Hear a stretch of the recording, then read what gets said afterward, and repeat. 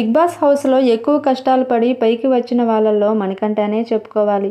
తను పుట్టిన ఏడాదికే వాళ్ళ నాన్న చనిపోయారు. వాళ్ళ అమ్మ తోడుంది అనుకునే లోపే క్యాన్సర్తో ఆమె చనిపోయింది. కానీ తనకి ఒక చెల్లెలు ఉంది. ఆమె పెళ్లి చేసుకుని వెళ్ళిపోయింది. వాళ్ళ అమ్మా నాన్న లేకపోవడంతో ఆ బాధ భరించలేక ఇంటి నుండి బయటకు వచ్చేశాడు. బాగా చదివి ఐపీసీసీ చేశాడు. మంచి జాబ్ వచ్చింది. తెలుగులో కస్తూరి అనే సీరియల్ చేశాడు. ప్రియ స్వాగతం కృష్ణ అనే వెబ్ సిరీస్ కూడా చేశాడు. తనకి ప్రియ అనే అమ్మాయితో వివాహమైంది. తర్వాత వాళ్ళిద్దరికీ ఒక పాప కూడా పుట్టింది. వాళ్ళు అమెరికాలో చాలా సంతోషంగా ఉంటున్నామన్నప్పటికీ ఆ భార్యాభర్తల మధ్య చిన్న గొడవలు రావటం స్టార్ట్ అయింది. తను మాత్రం ఏదో సాధించాలి అని ఇండియాకి తిరిగి వచ్చాడే తప్ప వాళ్ళిద్దరూ డైవర్స్ తీసుకునైతే కాదు. ఇప్పటికీ ఫోన్లో చాలా హ్యాపీగా మాట్లాడుకుంటూనే ఉన్నారు. తన పాప కోసం ఏదో ఒకటి సాధించాలని ఇండియాకి వచ్చాడు. ఇలా జీవం సాగిస్తూ ఉండగా బిగ్ బాస్ హౌస్లోకి రావడానికి దేవుడు అవకాశం ఇచ్చాడని చెప్పుకోవాలి.